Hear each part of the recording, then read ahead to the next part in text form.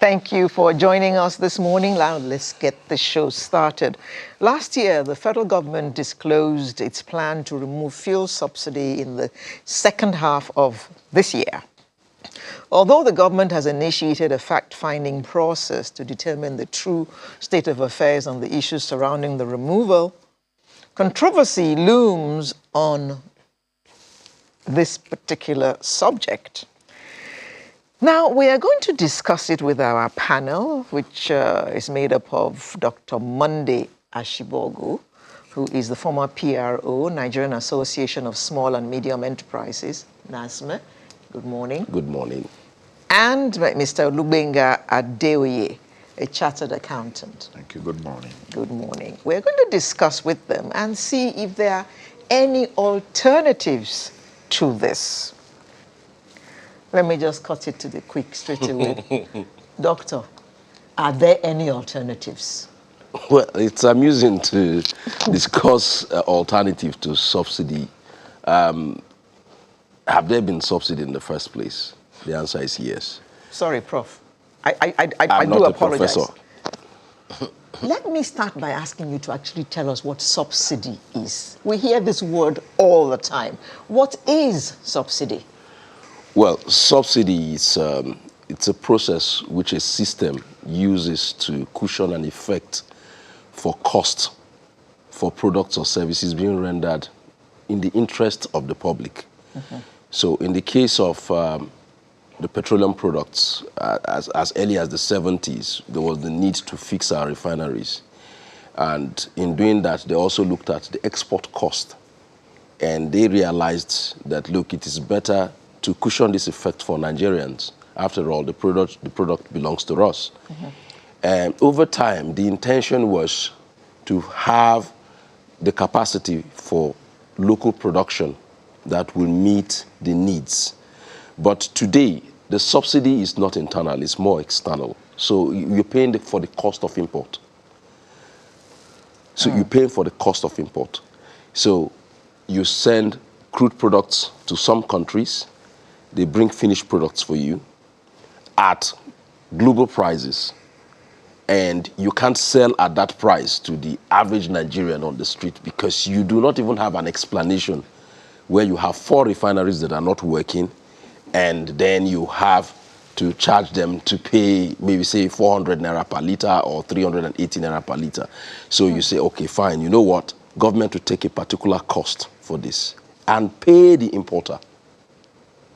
Now, and over time, it's become a business with different middlemen involved. So it's become a cartel of its own. It's become a business that's sustainable by those who run this and at the detriment of Nigerians. And there are some who claim monies for loads that didn't arrive in Nigeria, shipments that didn't arrive. It's bound to happen because, you see, the entire value chain and supply chain is enmeshed with corruption. So there are, for a transaction just as little as just offloading crude oil, you may have more than 500 third parties in it. It allows for that, yes. You can have as much as 500 middlemen involved in a transaction. What? So it should not amuse you. It's not something that comes 500. To us as a surprise. So that's why, a lot of things happen in that sector. And that's the reason Nigerians have been calling for these industrial reforms. With the new PIA, it becomes a law. And that law does not recognize the existence of any subsidy. Now, but there's a transition process that has been put in place. And because the government works in silos, the problem we always have is the National Economic Committee will be something different from the Petroleum Ministry. The Finance Ministry will be doing something different from the National Planning Department. So that's what we've been having now. Because there was a transition committee that was inaugurated by the Petroleum Minister. And the law provides for a transition committee over time to take care of these issues. But now suddenly we hear someone comes out from nowhere and says, oh, we're going to fix the price of petroleum products in June to say 302 or 340. There are speculations. But the issue is that's not how the law says it should be done. There's a transition in place. Well, Dr. Adeoye, all of this is really confusing for so many people. And one issue that Dr. Shibogo has just raised now speaks to the fact that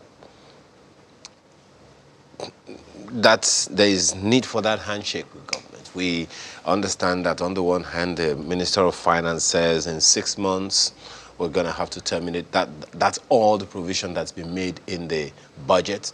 The finance minister says no. But that's the president of the Senate says no. The president didn't say that anyone should remove subsidy. You've heard also the former head of state saying, if we attempt to remove subsidy, it's going to put hardship on the people. The labor is just getting ready with their armory to take this on. They're warming up. Let me start by saying that when you want a capitalist system, you need to consider the number of public goods that you have in your country. So what the PIA has done, and I think I can clap for the Senate, the National Assembly, who promulgated the PIA, because from we have 319 sections in the whole of the Petroleum Industry Act, and 22 sections was devoted to the people, community development. Now, when you look at that, before, you only provide infrastructure for the people when you like, as you deem fit. But there is a law that says, do this to the community, without prejudice to the view of people who feel there are places included in the community that should not be there. That's a different ball game. Now, let's look at removal of subsidy. That can only be acceptable in a country where you have enough public goods. So in November 2021, it was reported that we've spent about 220 billion in subsidy, and that was the highest in 2 years. Now, at that time, I look at the population of 220 million people. You have only spent 1,000 naira on each citizen in a month. So, if that is the case, then you have not done anything much. So, if you remove subsidy today, you will create crisis beyond the subsidy remover.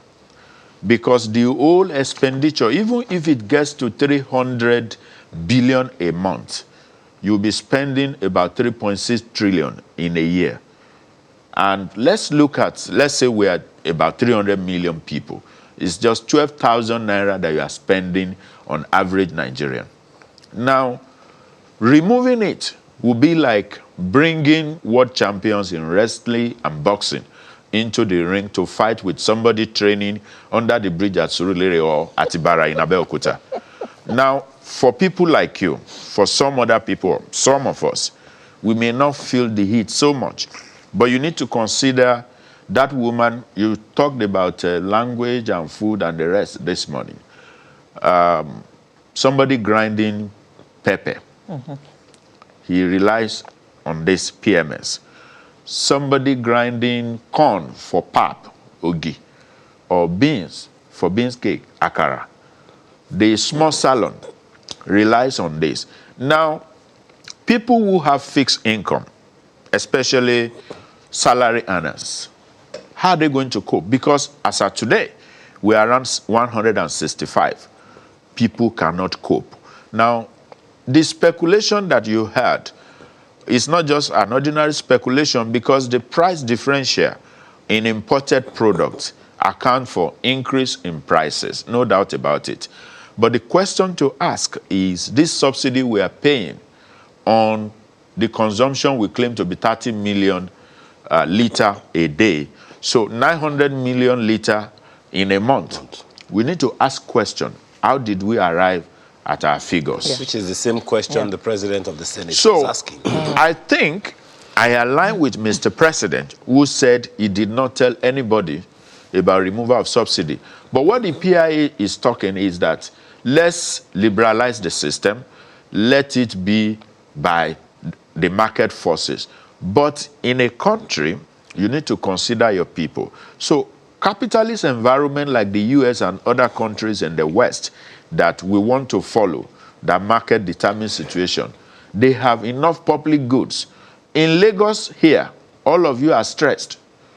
People wake up as early as 4 a.m., 5 a.m. because there are no good transport system. In London, you already know the time you are going to get to the train station.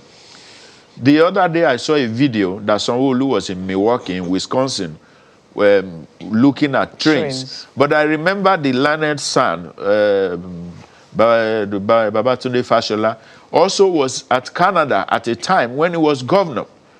So where are those trains we talk about? So I hope these are not just social media issues. So public goods like the transport system, healthcare system, quality education that is free for people, that is not available, will not give you the justification to now say subsidy is removed and then people can go ahead and start buying at 340. That would be a disaster. What he has just said brings to mind the comparison that people make all the time. Oh, Nigeria's PMS is the cheapest in Africa. Oh, it is the cheapest in the world. It is the cheapest. We can't compare it to Saudi Arabia. Other oil-producing countries are selling at this price, but Nigeria is selling at that price. But what they don't take into cognizance is the fact that there are social welfare issues which are taken care of in those countries, which are not even looked at in Nigeria at all. A messenger's wife or child goes to the hospital. He has to pay out of pocket for the treatment.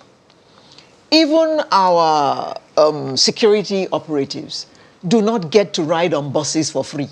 They pay. So all these other expenses that people are paying out of pocket, all those things don't happen in the countries that Nigeria is being compared with. Well, let me just, on a humorous part of it, how many Nigerians earn about $5,000 a month? Because I know in some places in Canada, for a 3-bedroom flat, you pay as much as $3,000 a month as your rent, right? It means that you should earn as close as $5,000 to $6,000 a month. So if you wish to compare Nigeria with these countries that have these systems available, so pay Nigerians the same income that they earn there. It's just simple. How? So, comparison is convenient. Yeah, of course, yeah, it's convenient for you to just wake up and tell people that in Canada, in Saudi Arabia, paid Nigerian workers the same salary that those people earn there. Fine. Then the income that small and medium enterprises generate here, you have 22 different types of indirect taxes that come to you in Lagos alone as an SME. Not going to the coffers of the government. Area boys come to you, local governments come to you, you pay TV, you pay for radio, you pay for the gate, you pay for signage, you pay for everything. You generate your own power in excess of what you even need. And then there's one mischievous fellow who comes with a crazy bill from this school. So, I mean, let's face it. Now, and with all this, the average Nigerian is embattled. He's traumatized. He's terrorized. Then the government comes with a finance act that is asking us to pay more. You see, I think the government has actually been behaving like a spoiled brat. From a rich father who crashes a car after coming back from club overnight. He has knocked off somebody on the road while coming back. There's a police case on the ground. Wakes up in the morning with a sense of entitlement to ask his father for another car. That's what we've done to the economy. And he will get it. That's what we've done to the economy. We've developed the pageant for borrowing. We've developed a habit. Well, you'd also remember that the same finance minister, my apologies. Yes. The Minister of Finance, Budget and National Planning had said in a public forum recently that we don't have a debt problem. We have a revenue problem, for which reason we seem to be asking for how to get more revenue to balance out, whatever it is that, government needs to do for the people. But you see, this issue of fuel, alternative to fuel subsidy that we are looking at, there are arguments, and you may be able to speak to that, Dr. Adeye. There are arguments from several economists that we need to plug that fuel subsidy leak. We need to stop paying subsidy. Otherwise, we will continue to have a problem of the kind of problem of revenue that we are having on our hands.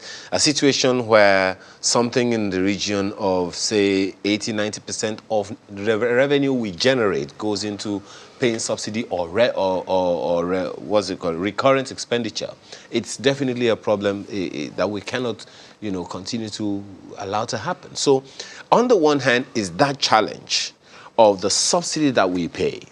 On the other hand, is the challenge of stopping the subsidy payment so that we can at least have some savings that we can put into development. Well, I would say that there are two different issues. On increase in revenue, if we have a proper federal system, each state should be able to think out of the box and work out sources of revenue and then work out the development of their states, make life so comfortable for the people. But when you look at subsidy that we are discussing, what is the price differential?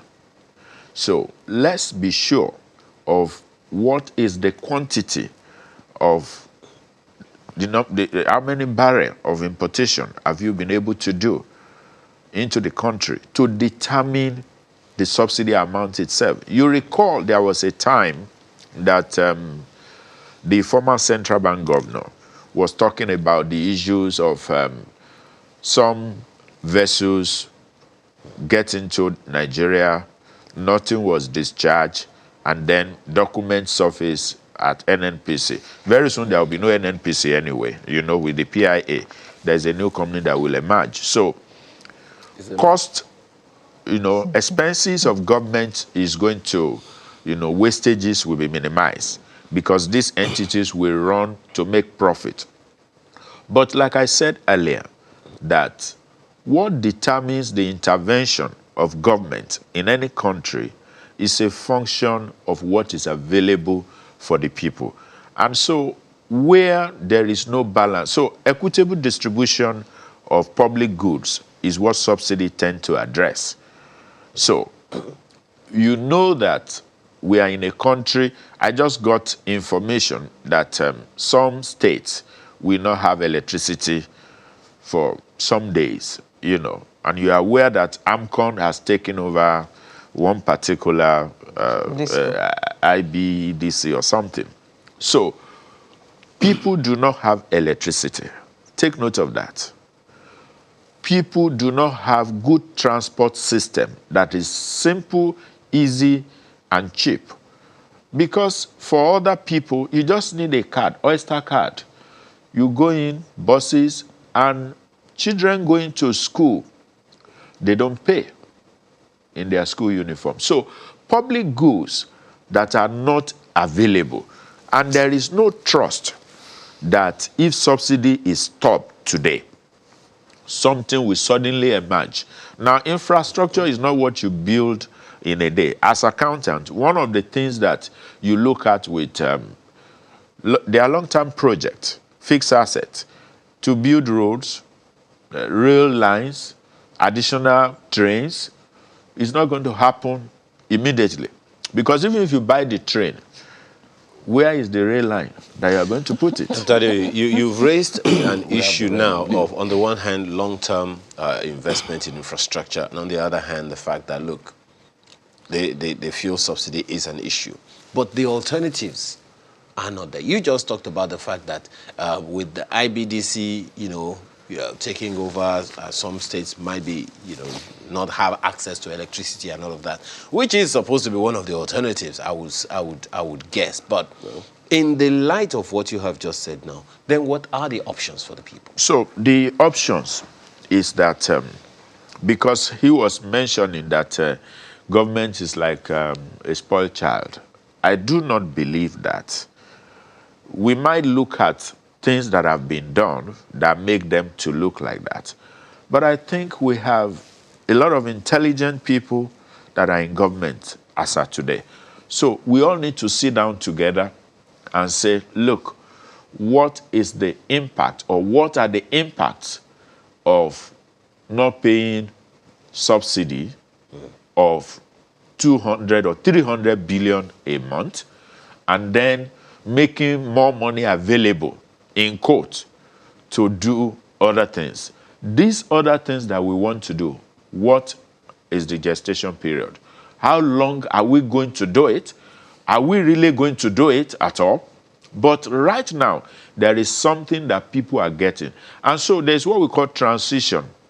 So you can say, between now and 5 years, we are going to make sure we do this. Now, if you increase your local refinery capacity, the cost that is leading to payment of subsidy will just vanish. I tell you that. What are the determinants of price differential? Foreign exchange fluctuation. Because if you are buying from Holland, from China, you are going to pay in the currency of the country you are buying. Not only that, you have agency cost. People preparing your bill of lading, the shipping line, the clearing agents, and the rest, you have to pay them. The owners of the vessels, remember, if you refine in your country, you are not going to bother about, oh, one ship is coming. And you know the volume. These vessels are huge. Insurance cost on finished product that you're bringing in, this will be eliminated. And it pains me so much that between 1999 and 2022, we are still talking about price differential arising from importation. Not only that, the people that are in business, the capitalists, because if you invest somewhere, you want to make profit, they borrow money from banks. In Nigeria today, you get loan at 30% interest. And I keep asking whether the central bank governor is able to sleep every night that in my country, people pay 30% interest. There are interventions. So when you borrow money from the bank to import the fuel, you pay the shipping line, several agencies. There is what we call pre-shipment inspection to know that the number of liters is there. You can't go by yourself. You pay some expert who will tell you this is the number of liters that you have there. You're going to pay. When these vessels arrive here, you are going to clear. So you pay certain duties, discharge with tank farms. The tank farms, they are going to charge you also before you now talk of distribution. Now look at the chains of events that has taken place just because we are not refining. So our problem is not even subsidy issue. Our problem is that the management skill that we have deployed in bringing our refinery to action has failed. Or better still, is failing. Doctor? Is failing. So that's which continuous. refinery is working? Which of them? That's what I'm saying. When I say failing, because we are still... He doesn't work Something for the is NNPC, still so he can't coming tell you out. which refinery is working. Doctor, we are all looking forward to Dangote refinery coming on board. Yeah. How much will this alleviate some of this pain that we're talking about? Well, the last time I checked, I know the NNPC bought some stake in that business.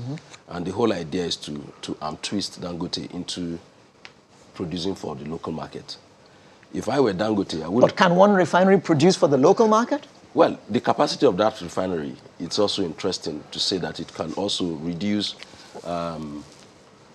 the ability to import in the volume we are right now. So if that would also scale down the amount we're importing, the volume of products we're importing, that's fine. But if I were Dangote, I would be looking at the foreign market. Oh dear. Definitely, because I would be. You see, he didn't collect naira to build that refinery. True. And if you look at the investors or the places he's gotten that money from, they're expecting repayment in dollars. And what's the exchange rate as we speak today? So if I were Dangote, my first 5 years would be for export. And I'm sure by now he would have started getting orders. So, but the thing is, the deliberate measure by the government to have NNPC as a stakeholder in that refinery is to ensure that that particular refinery also produces for the local market. But at what cost? Because if he's getting this product at global price, you see, it's not something you can alter. If the barrel is $80, it's $80. So he's going to produce at the cost of $80. That's what the NNPC will sell the crude to him, or wherever he's going to buy that crude from. So if you're buying a barrel for, say, $70, you are going to produce at the cost of $70 plus your markup and profit. The only difference here is nobody is paying for shipping. Nobody will be paying for, clearing and all, extra, but there will be a cost to it. But let us also clear one thing. The government isn't removing subsidy. The government is fixing a new price.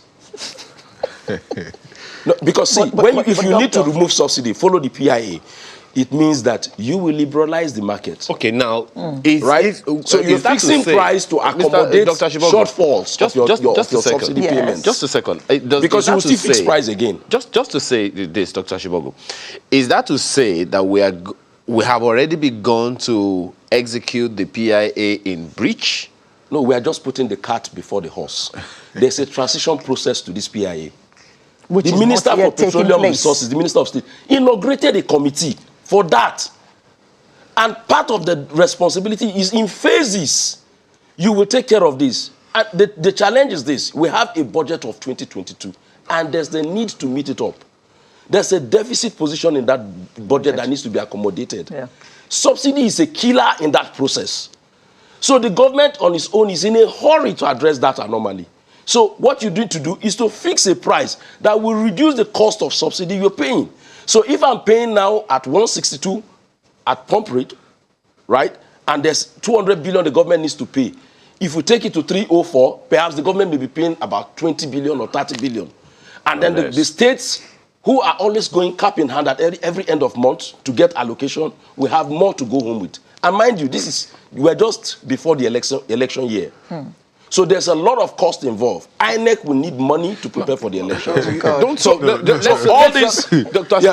these are INEC's problem at another time. So that's why we say these are things that are pumping in the cost. Just a second.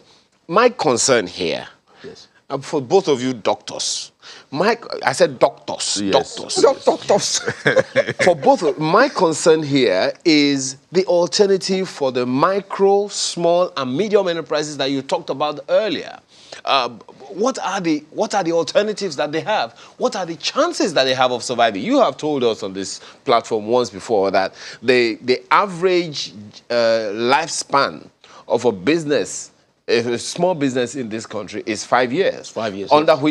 By which time it could go down if some issues are not addressed for it. And one of the challenges, one of the costs that they are bearing is of power supply, which is usually, through this fuel supply that they get. So if the fuel subsidy is taken away, former head of state Abdulsalami Abubakar said it could push a lot more people into poverty. So what are the alternatives? How do we cushion the effect? Let me address you on that.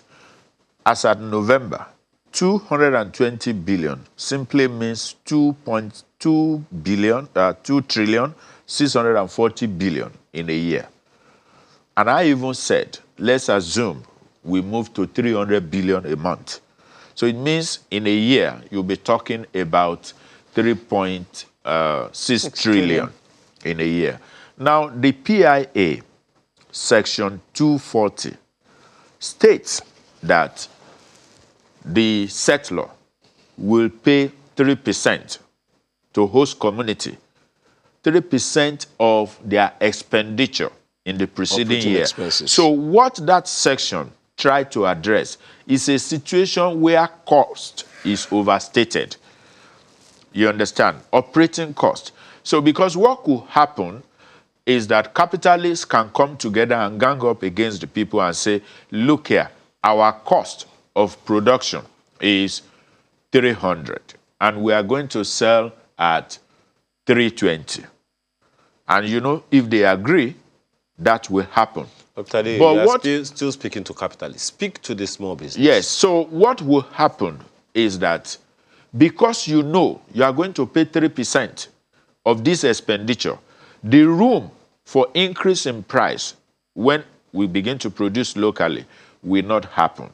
Now, the options available to small businesses, you have to now think of solar power for so many other things that you need to use.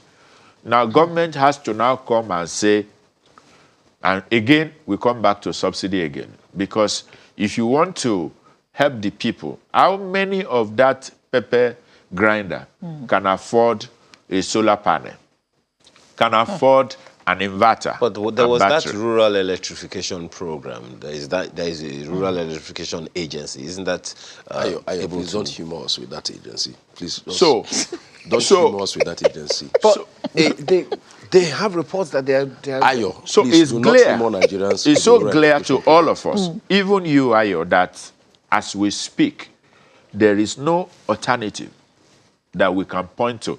And this alternative can come only in form of public goods. There are intentions, but this intention cannot become reality within 6 months or 1 year. I hope you understand. That's why you hear that Rome was not built in a day. Infrastructure that we talk about has to take time. And then we don't even have culture of maintenance. Because you build, you maintain. We're running out of time, and we still have some ground to cover. If we look at the amount of money paid as subsidy, it's as a result of the figure we are given as the number of liters that we consume in Nigeria. Actually imported. Imported, okay. But we know that most of our fuel goes to neighboring countries. So why can't we look to plugging those loopholes so that we can reduce the amount of subsidy that we are paying? Well, is that not an option?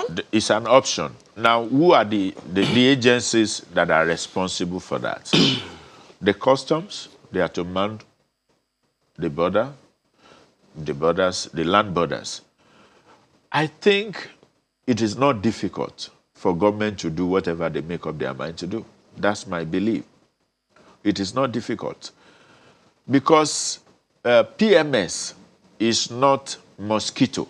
You can't put it in your pocket. That you just put in your pocket and you are exporting through the land borders. 33,000 liters of a vehicle, if it enters the premises of channels and you come to work, you will, obviously notice that something is there.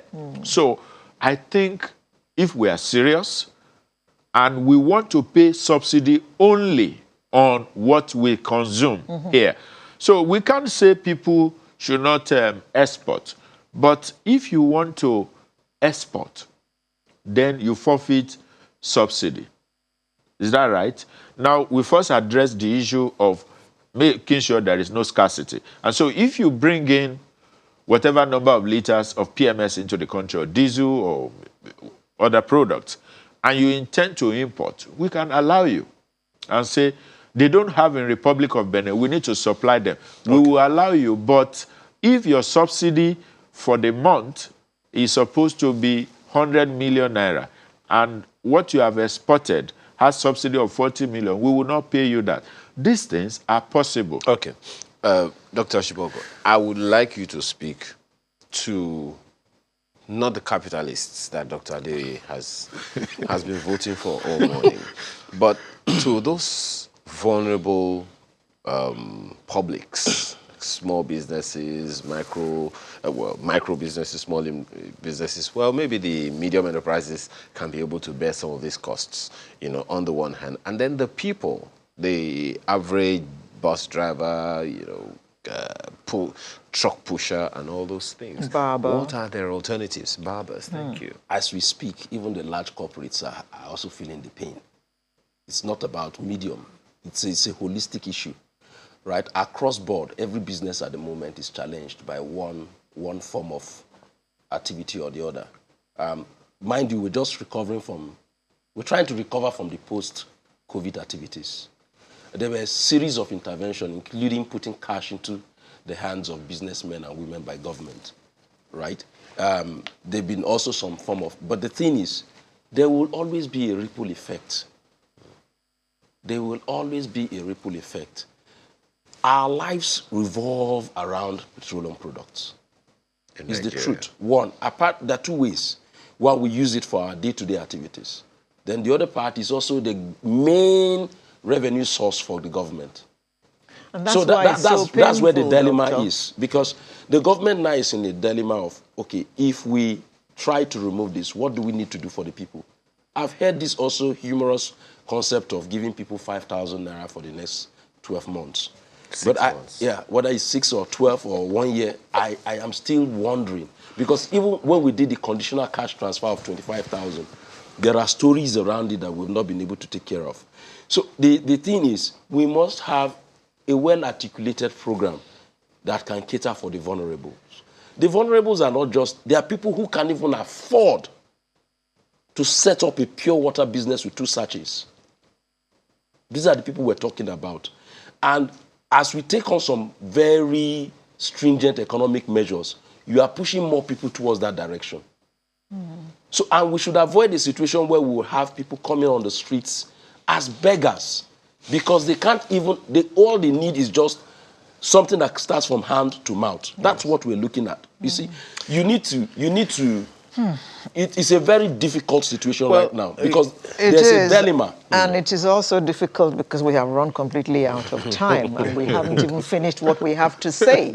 Because what you have just said brings to mind when we talk about fuel and fuel consumption, some people argue that it's only like 2% of Nigerians who have cars. And they forget that even those who don't have cars have to move from place to place. And whatever vehicle they're going to go in uses petrol. So it affects the life of every single Nigerian. The discos rely on the oil and gas firms. They power with gas, right? So the average Nigerian who is relying on electricity today will either go buy that in his jerrycan and fuel his generator there, pass my neighbor generator. You spend an average of 6 to 7 liters in a day. This conversation, it just has to go on some other time. It will have to go on some other time. Dr. Monday Ashibogu, former PRO, Nigerian Association of Small and Medium Enterprises, NASME, and Dr. Olubenga Adeoye, chartered accountant. Thank you very much. This conversation is by no means over. This is just the beginning of the conversation. Thank you very much, gentlemen, for coming. Thank you. Sunrise will be right back in a moment.